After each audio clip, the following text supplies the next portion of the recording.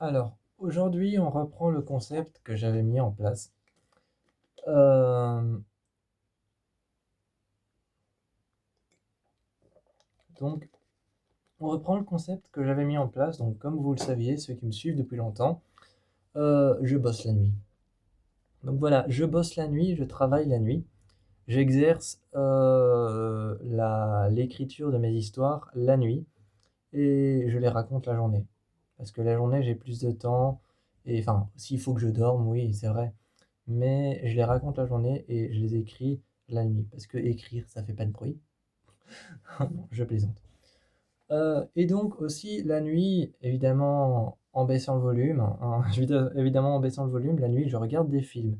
J'essaye de commencer davantage le plus tôt possible pour pouvoir vous offrir le plus de films possible, parce que la dernière fois j'ai commencé le plus tard possible et je me suis retrouvé avec deux films. C'est pour ça que j'ai pas fait la vidéo. Euh, Désolé, mais comme là il y en a quand même quatre, bah je la fais. Aujourd'hui, on se retrouve dans une session enfant. Oui, il y a des sessions enfants dans les films d'horreur. Enfin, vous voyez ce que je veux dire. On va parler principalement d'enfants, un petit peu démoniaques, etc. Euh, et donc, j'ai travaillé cette nuit sur des concepts d'histoire que j'ai scénarisés. Je viens de les terminer. Je les mettrai en ligne ce soir avant de recommencer la nuit suivante. Mais évidemment, avant ça, il faut que je me repose un peu. Mais je vais vous présenter les films, les uns après les autres. Alors, le premier que j'ai regardé, c'est euh, c'est The Boy Behind the Door, qui est assez core, qui est assez cool. The Boy Behind the Door, c'est assez cool. C'est l'histoire de deux enfants qui sont séquestrés dans une maison. Et donc, ils sont séquestrés dans une maison. Et ces deux enfants vont devoir survivre. Il y en a un qui est beaucoup plus téméraire que l'autre, et l'autre qui est beaucoup plus pleurnichard que l'autre, sans vouloir être méchant avec les victimes, parce que ça a été dit dans le film. Euh, En fait, le truc, la particularité de cet enlèvement, c'est que les enfants sont enlevés, sont choisis par une femme qui les enlève, et ensuite des hommes sont payés pour essayer de les tuer dans cette maison, et les enfants doivent y survivre. Et les gens qui payent pour essayer de tuer ces enfants payent principalement pour avoir des enfants téméraires, qui réussissent à survivre, qui essayent de survivre, et pas des enfants qui n'essaient pas de survivre, comme celui qui était caché tout seul et qui n'essayait pas de survivre, qui en a subi plus que son copain, que son copain, que son ami. Et donc voilà, ce film d'horreur est assez bien dans son concept parce que c'est pas juste un enlèvement, c'est pas juste un kidnapping, c'est un kidnapping avec un concept. Il y a vraiment l'idée de deux enfants qu'on enlève et qui ont été choisis pour un jeu mortel à l'intérieur d'une maison. Donc franchement, si vous avez envie de vous faire un trip à la Shining mais un petit peu intimiste dans une maison, il est fait pour vous. Parce que évidemment, il y a un moment qu'on peut pas oublier, que ce soit dans n'importe quel film qui apparaît, la hache contre la porte, ça fait penser directement à Shining. Voilà, donc si vous avez envie de vous faire un trip un petit peu intimiste dans une maison au milieu de nulle part, eh bien, ce film est clairement fait pour vous. Ensuite, The Other Side, basé sur des faits réels. Une maison jumelle à une autre maison qui est complètement abandonnée révèle des faits étranges et surnaturels quand la nouvelle femme d'un père qui a perdu sa vraie femme vient s'installer, donc une belle-mère. Quand une belle-mère vient s'installer avec son petit garçon, enfin le petit garçon de son compagnon, vient s'installer dans cette maison, elle est contrainte à devoir être la proie d'événements surnaturels qu'elle pense vraiment exister et coexister, donc exister dans cette maison, mais coexister dans la leur. Et donc, elle pense à ces événements surnaturels, elle en est certain qu'ils ont existé. Tout ça est tiré d'une histoire vraie, je tiens à le dire, c'est tiré de faits réels. Et sûrement encore un truc en Amérique avec une intrusion bizarre dans une maison où des gens ont vécu sans que les personnes qui vivaient dans cette maison les ont aperçus. Bref, certainement inspiré d'un truc comme ça, un truc bien glauque. Mais donc cette femme, Shirin, qui n'est que belle-mère, est sûre et persuadée qu'il y a des choses dans leur maison qui se passent, mais qui sont liées à la maison d'à côté. Et sur le coup, personne ne veut la croire, même pas son fiancé, non, même pas son petit copain, qui est le père du gamin, ne veut le croire. Et jusqu'à ce qu'en fait, il y ait réellement un monstre, une créature qui finit par se montrer. Le film n'est pas long, il dure 1h20, comme celui que je vous ai montré avant, il dure aussi 1h20. J'ai choisi des films plutôt courts, c'est pour ça que j'ai réussi à en regarder 4. Euh, mais The Other Side est pas mal, surtout qu'il a une scène post-début qui nous met bien dans l'intrigue, où on voit une femme qui cherche son enfant dans la maison, elle passe dans la maison d'à côté, et elle disparaît d'une manière XY.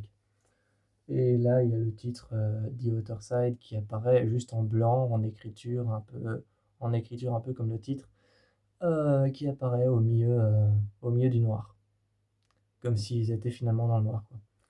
C'est un film assez chouette, je l'aime beaucoup, mais il fait un peu flipper parce que le gamin fait flipper à te raconter des trucs comme par exemple, maman, hier soir, moi j'ai vu mon meilleur ami et il te sort un dessin, voilà quoi.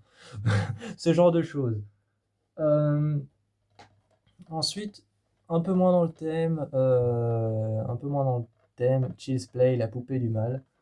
Une poupée censée être un ami de compagnie connecté via le réseau de votre maison, euh, devient soudainement une arme destructrice quand c'est offert au jeune Andy Barclay qui, euh, qui se voit le jour de son anniversaire offrir, qui se voit recevoir le jour de son anniversaire cette poupée. Mais sa mère ignorait que ce truc pouvait devenir et allait devenir une poupée destructrice, une poupée tueuse. Et justement, pour ceux qui ne le savent pas, il y a The Curse of Chucky et il y a The Cult of Chucky. Celui-ci, Child's Play, la poupée du mal, si on y réfléchit bien, je ne suis pas sûr, mais si on y réfléchit bien, Child's Play, la poupée du mal, est en fait un préquel de Le culte de Chucky, où on voit un homme en train de parler à sa poupée de Chucky, qu'il a mis dans un coffre, et qui s'appelle aussi Andy. Et donc, dans le film, il y a quelques flashbacks dans Cult of Chucky, où on explique ce que lui a vécu quand il était jeune. Et l'histoire qu'il a vécue ressemble très très forte, de manière similaire, donc pas de manière exacte, mais de manière similaire à ce qui se passe dans Child's Play. Donc, il est possible que ce soit peut-être un préquel, pour ceux qui connaissent Chucky davantage, parce que moi, c'est pas mes films d'horreur préférés, Chucky et tout ça. J'ai The Curse of Chucky que j'aime bien, The Cult of Chucky que j'aime bien, Child's Play que j'aime bien, et Le Fils de Chucky que j'aime bien. Mais les autres, je peux pas les saquer. Voilà. Après, on a un film de possession, parce que j'adore les possessions. Seven Day, Seven Day, qui est clairement l'un de mes films de possession préférés. Pourquoi? Parce que c'est le seul film de possession où vous ne devinerez jamais l'aboutissement de où vient le démon. De où vient le démon, qui était le démon, comment est-ce qu'il a manipulé stratégiquement l'humain, le prêtre, afin de revenir entre les morts et de se cacher quelque part. C'est un jeune prêtre qui veut donc devenir exorciste et qui est tenu, qui est son responsable, c'est un prêtre vraiment qui a vécu des expériences traumatisantes par rapport au père Louis qui est mort pendant un exorcisme. Et donc, il va le coacher pour devenir prêtre et lui dire maintenant, il faut que tu fasses une quête face au démon. Il faut que tu trouves, que tu fasses le même chemin que lui et que tu le trouves à travers notre monde. Il va te montrer des choses affreuses à voir, mais tu vas devoir les suivre parce que c'est simplement comme ça que tu pourrais le trouver. Et vous ne devinerez jamais dans ce film comment est-ce qu'on se rend compte de où était le démon et qui est-ce qu'il était depuis le début. Moi, quand je l'ai vu la première fois, je me suis dit, ah mais c'est une dinguerie, je m'en rends. J'étais là, ah ouais, ok, c'est une dinguerie, c'est lui le démon depuis le début. Et vous vous rendez, c'est vraiment, je vais pas m'attarder là-dessus, mais jamais personne, je pense, ne pourrait deviner sans avoir vu le film comment on arrive à l'aboutissement de où se trouvait la force démoniaque.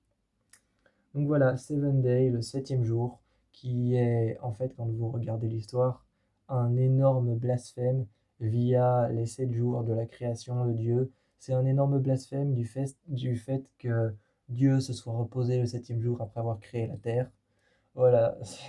Souvent, les films d'horreur, de possession ou de créatures démoniaques apportent toujours une petite touche blasphématoire. Le blasphème, c'est quand on détourne la foi de Dieu, par exemple, dire Dieu en enfer et le diable au paradis. C'est du blasphème.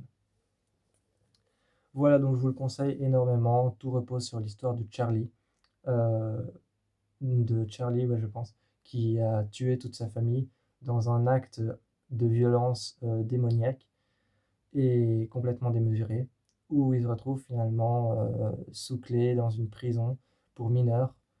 Et on essaye de trouver le démon vis-à-vis Charlie comme intermédiaire. C'est-à-dire qu'on passe par lui pour savoir ce qui s'est passé réellement. Parce que l'œuvre du démon a œuvré à travers lui, avant de passer à quelque chose d'autre. Voilà, je vous laisse aller regarder. Et moi, c'était vraiment ma nuit. C'était ce que j'ai fait la nuit et ce que j'ai regardé cette nuit-là. Je vous fais plein de bisous et je vous encourage à en faire de même, car je trouve que ma sélection, cette fois-ci, portant sur les enfants, et donc je trouve que ma sélection est vraiment portant sur les enfants en général, ou les enfants qui tentent de survivre à quelque chose, comme The Boy Behind the Door, ou, euh, ou Child's Play, parce que là, c'est des enfants qui tentent de survivre à quelque chose, pas des enfants flippants.